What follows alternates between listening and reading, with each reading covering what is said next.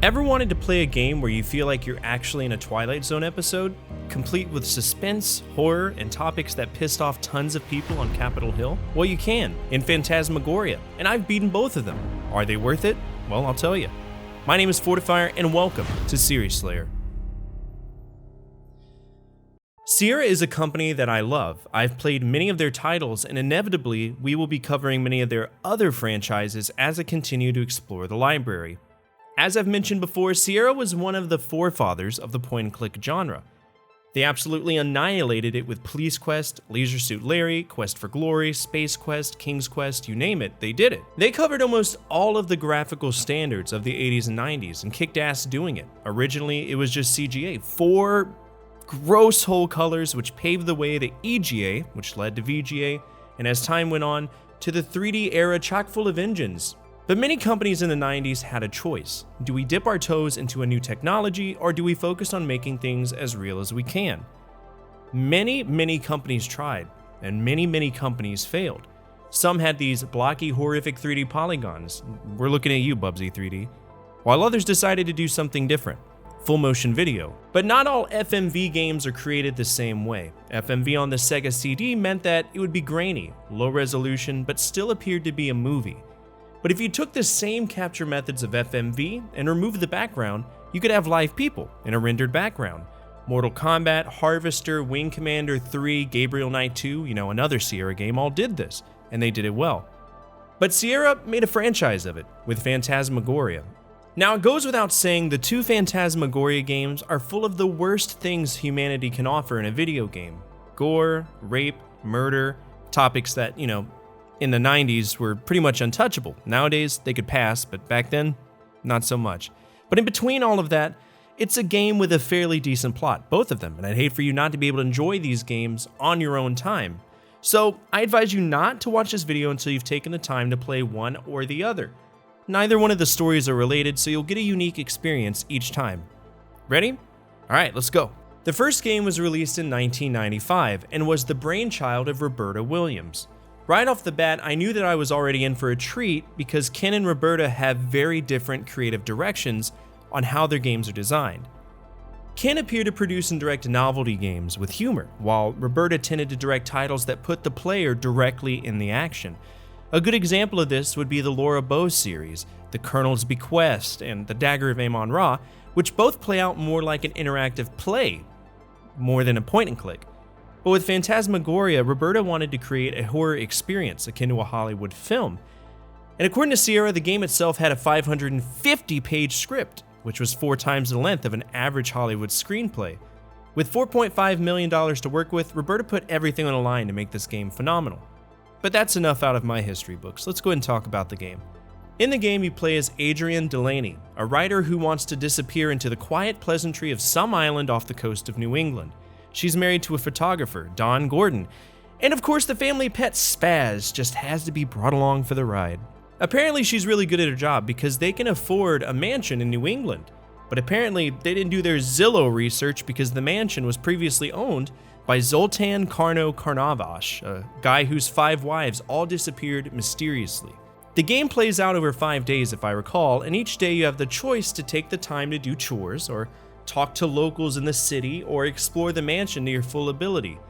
Note how I said the choice, because you could easily just power through the game in a few hours if you wanted to, but you would miss all of the lore. To be honest, with my style of play, I'm shocked that I didn't. I was just that engrossed in the game. Around day 3, Dawn starts to get really fucking weird, probably because Adrienne opened up a box that she shouldn't have. Oh yeah, by the way, Carno studied black magic. That little box? It holds the demon that possessed Carno, which is now possessing Dawn, who decides to rape Adrienne in one of the more controversial scenes in video game history. We're not showing it here, there's no point, it's unnecessary. Day 4 and 5, things go apeshit. Again, you could easily pass the day, but if you go into each of the rooms, you'll start to get ideas of what happened to the previous wives. And if you look hard enough, you'll find context points that you can click to actually see Carno doing the deed. From stabbing one wife and suffocating her with mulch, to force-feeding animal entrails to another, to breaking one's neck in a weird torture device, to stabbing a complete wine bottle through the eye socket of another, Carno in his possession was an absolute demon. Further down the road, we meet the protege of Carno, and he tells us how he was killed. Ironically, you'll be doing the same thing to Don, before running away from the demon and doing a really fucking weird puzzle that results in a game over if you mess it up. And let's be honest, there's not that many ways to die in this game, so in some ways it doesn't feel like a Sierra game because there's not 800 deaths, but all of the deaths in this game happen at the end. Whew, lots of words. This game is phenomenal. I loved playing it, and if you're into horror games, this is absolutely one for the books.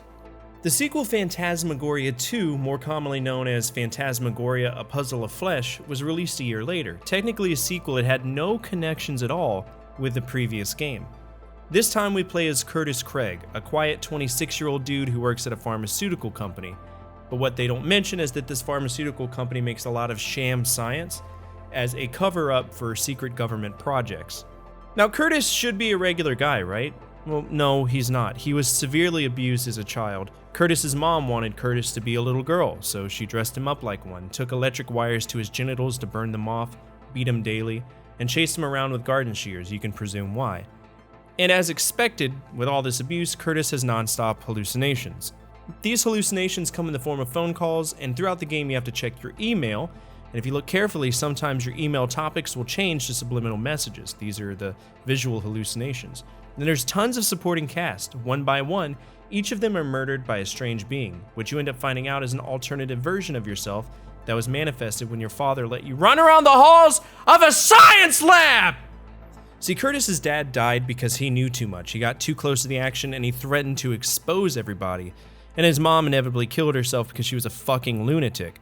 But Dr. Merrick, the guy who's in charge of the company that you work with, the lead scientist, tosses you inside of Dimension X because he ran out of patience, right? And in this, the entire being that you are is ripped into two. The human version, the original Curtis, remained in the dimension. And the alien version of you, your doppelganger, clone, whatever you want to call it, is you, the one you're playing as. You will end up meeting each other, and that's pretty much the end of the game, but I don't want to spoil it. This game is absolutely weird, and much like its predecessor, it has a few sex scenes, ultraviolence, tons of BDSM, as well as homosexuality, which I have no problem with any of that, right? At all, but most of these topics were shockingly taboo during the 90s, and many games were banned because of it, and guess what? Phantasmagoria 2 was banned anyway, in many countries. This game is amazing though. Think of it like a live-action episode of The Twilight Zone that you can interact with. It's clever, the puzzles aren't bad, and I really liked it. But the question is Phantasmagoria worth it? I believe that it is. It's a really different project from Sierra, and despite its reputation in the 90s, I think it stood tall to other shock-based titles at the time. I was actually excited to play all of them, and in the end, kind of glad that I did.